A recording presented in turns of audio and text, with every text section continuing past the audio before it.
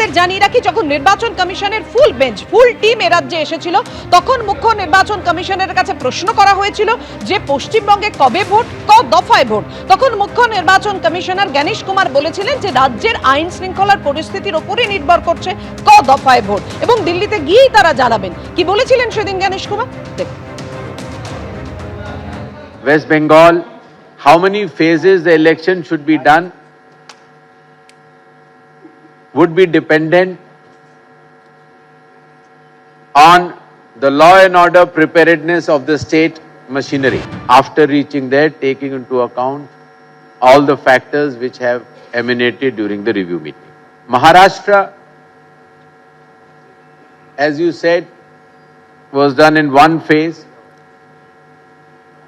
West Bengal, how many phases the election should be done would be dependent on the law and order preparedness of the state machinery. Election Commission, we also had interactions with all the national and state level political parties, and they have offered their suggestions with regards to how many phases the election should be conducted. The Election Commission will be going back to Delhi, and we will take a decision. নজর এখন বিকেল 4টার দিকে, তার কারণ বিকেল 4টায় সাংবাদিক বৈঠক, এবং সেই সাংবাদিক বৈঠকেই পশ্চিমবঙ্গ সহ মোট 5 রাজ্যের নির্বাচনের নির্ঘণ্ট ঘোষণা হতে চলেছে। পশ্চিমবঙ্গের ক্ষেত্রে একাধিক সম্ভাবনার কথা এখনো পর্যন্ত জানা যাচ্ছে। 2 থেকে 3 দফায় ভোট হতে পারে বলে নির্বাচন কমিশন সূত্রে খবর। আর কি জানা যাচ্ছে নির্বাচন কমিশন সূত্রে? রুমা পাল আমাদের সঙ্গে এই মুহূর্তে রয়েছেন। রুমা, যেহেতু দফার সংখ্যা এবারে অনেকটাই কমিয়ে আনা হচ্ছে, 2 থেকে 3 দফায় হতে পারে, সেক্ষেত্রে সুষ্ঠু ভোট করা সেটা তো একটা আরো বড় চ্যালেঞ্জ নির্বাচন কমিশনের কাছে। সেক্ষেত্রে বিপুল পরিমাণ কেন্দ্রীয় বাহিনীর প্রয়োজন, কত কেন্দ্রীয় বাহিনী আসবে এবং কোথায় কিভাবে তা ব্যবহার করা হবে, এমনই একাধিক প্রশ্ন তো একইভাবে সামনে আসছে। রুমা, দেখো, আর মাত্র 2 ঘন্টার পরে কিন্তু সমস্ত জল্পনার অবসান হবে। তবে তার আগে যে কমিশন সূত্র থেকে যে মারফত যে খবরগুলো আসছে, সেই ক্ষেত্রে জানিয়ে রাখি যে 2 থেকে 3 দফায় এখনো পর্যন্ত বলা হচ্ছে। অন্যদিকে জানিয়ে রাখি যে যেমন 480 কোম্পানি কেন্দ্রীয় বাহিনী ইতিমধ্যেই রয়েছে এই রাজ্যে, সেক্ষেত্রে অবশ্যই দফা কমলে সেক্ষেত্রে যে সেন্ট্রাল ফোর্স বা থাকবে, সেক্ষেত্রে সেইভাবেই কিন্তু সেন্ট্রাল ফোর্সে আরও বেশি যোগান দেবেন নির্বাচন কমিশন।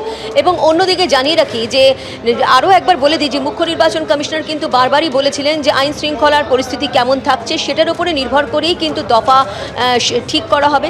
এবং যেহেতু দফা কমছে এবং কম দফাতেই কিন্তু এবার নির্বাচন সম্ভব হবে এমনটাই মনে করছে কমিশন, এবং সেইভাবেই কিন্তু 16 থেকে 30 এই টাইম ফ্রেম, অর্থাৎ একদম এপ্রিলের শেষেই কিন্তু ভোট, এটা কিন্তু পরিষ্কার হয়ে গিয়েছে।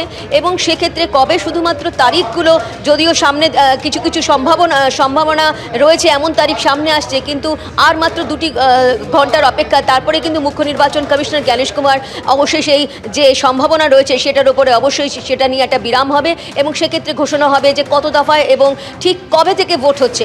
তবে এটাও ঠিক যে যেমন 2021-এ 8 দফায় ভোট হয়েছিল, সেরকমটা কিন্তু কোনোভাবেই করাতে চায়নি নির্বাচন কমিশন। এবং নির্বাচন কমিশন যখন ফুল বেঞ্চ এসেছে, তখন একাধিকবার বিভিন্ন এনফোর্সমেন্ট এজেন্সি থেকে শুরু করে ডিএম, এসপি এবং যে পুলিশের উচ্চ আধিকারিক প্রত্যেকের সাথে কথা বলার পর বারবারই কিন্তু একটাই প্রশ্ন সামনে এসেছিল যে এবার কিন্তু তাদেরকে কোনোভাবে রেয়াত করা হবে না। যদি কোনো ঘটনা ঘটে দেখা যায়, সেক্ষেত্রে কিন্তু কোনো আধিকারিককেই কিন্তু রেয়াত করা হবে না। এবং দেখা যাচ্ছে যে এনফোর্সমেন্ট এজেন্সিস যেগুলো ছিল, তাদেরকেও কিন্তু একেবারে নির্বাচন কমিশন বারবার বলেছে তাদের কাজে বেশ কয়েকটা ডিপার্টমেন্ট ছিল, তাদের ক্ষেত্রে কিন্তু কাজে খুশি ছিলেন না মুখ্য নির্বাচন কমিশনার, এরকমটা জানা গিয়েছিল। এবং সেক্ষেত্রে বলে রাখি, যেহেতু এখানে আইন শৃঙ্খলা বিষয়টা কিন্তু সবথেকে বড় প্রশ্ন, ভোটের সময় যে হিংসা হয় সবথেকে বড় প্রশ্ন, ভোটের সময় যে রক্তপাতের ঘটনা ঘটে এবং মারামারির ঘটনা ঘটে, এবং তারপরে ছাপ্পা ভোট থেকে শুরু করে বুথ জ্যাম থেকে শুরু করে একাধিক অভিযোগ থাকে। সেক্ষেত্রে কি জানিয়ে রাখি, মুখ্য নির্বাচন কমিশনার যখন এসেছিলেন, একদম যখন আলোচনা করছিলেন ডিএম এসপিদের সঙ্গে, ডিএমদের সাথে কথা বলার সঙ্গে কিন্তু তিনি এটা জানতে চান যে ছাপ্পা ভোট কী এবং বুথ জ্যামিং কী, অর্থাৎ সমস্ত হোমওয়ার্কই কিন্তু নির্বাচন কমিশনের করা রয়েছে। এবং সেক্ষেত্রে খুব কড়া হাতেই কিন্তু এবারকার যে নির্বাচন হতে চলেছে সেটা কিন্তু কড়া পদক্ষেপ নিতে চলেছে। কিছুক্ষণ আগেও জানিয়েছিলাম যে নির্বাচনের ক্ষেত্রেও কিন্তু একাধিক কড়া পদক্ষেপ নেবে এবার নির্বাচন কমিশন। কারণ কোথাও যদি দেখা যায় যে সিসিটিভির ক্যামেরা ঘুরিয়ে দেওয়া হয়েছে বা কোথাও কোনো বুথ নিয়ে কোনো অভিযোগ আসে যে সেখানে করতে দেওয়া হয়নি, সেটা কিন্তু পুনর্বিবেচনা চলে যেতে পারে যে আবার পুনর্নির্বাচন হচ্ছে কিনা। বা পুলিশ অবজারভার বা সাধারণ অবজারভার, আই ব্যয় অবজারভার, এদের সংখ্যা কিন্তু দ্বিগুণ থাকবে, 3 গুণ থাকবে। অন্যদিকে জানিয়ে রাখি যে সেন্ট্রাল ফোর্স যেমন আসবে, আরও আসবে 480 কোম্পানি, কেন্দ্রীয় বাহিনী ইতিমধ্যেই রয়েছে, আরও সংখ্যায় আসবে। আর 2021-এর দিকে যদি দেখি, কারণ গত যে বিধানসভা নির্বাচন তখন দেখা গেছিলো প্রায় 1071-এর মতো সেন্ট্রাল ফোর্স ছিল এবং সেক্ষেত্রে ধাপে ধাপে বেশ কিছু বাড়ানো হয়েছিল। এবারও কিন্তু সেরকমটাই হবে।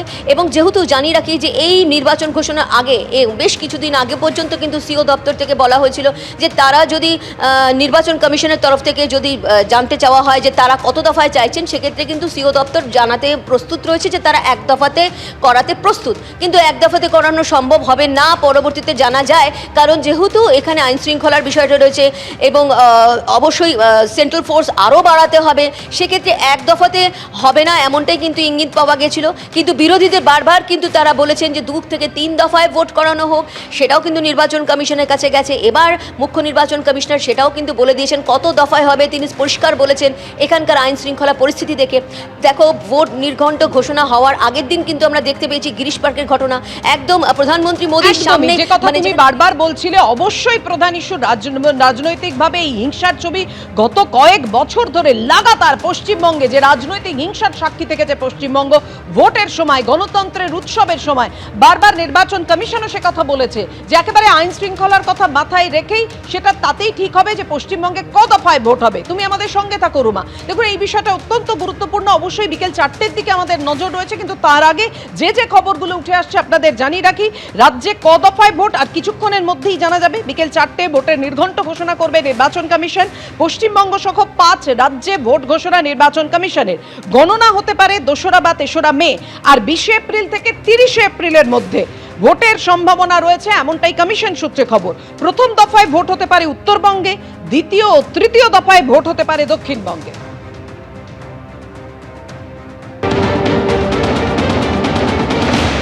নির্বাচন ঘোষণা হবে, নির্বাচন আসবে যাবে।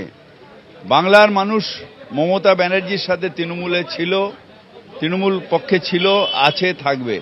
তার কারণ সারা বছর যে যোগাযোগ সেটা বাংলার মানুষের সাথে তৃণমূল কংগ্রেসের আছে। পাড়ায় পাড়ায় যে সংগঠন সেটা তৃণমূল কংগ্রেসের আছে। সুখে দুঃখে মানুষের পাশে দাঁড়ানোর যে কাজ সেটা তৃণমূল কংগ্রেসের কর্মীরা করে।